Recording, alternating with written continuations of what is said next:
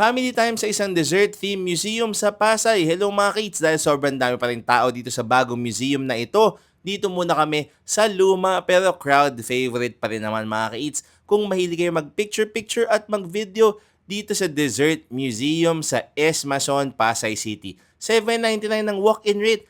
Pero kapag binook nyo sa Klook, pwedeng as low as 6.29 lang yan, makakaiwas pa kayo sa pila. Gamitin nyo pa yung code namin na EATS5OFF for discount. Tara na, pasok na tayo. Meron silang 8 cute at fun-filled na rooms mga ka-eats. Sigurado kahit ano kayong edad ninyo, mag-e-enjoy kayo dito mga ka-eats. Tapos interactive displays din na siguradong katutuan ng mga bata.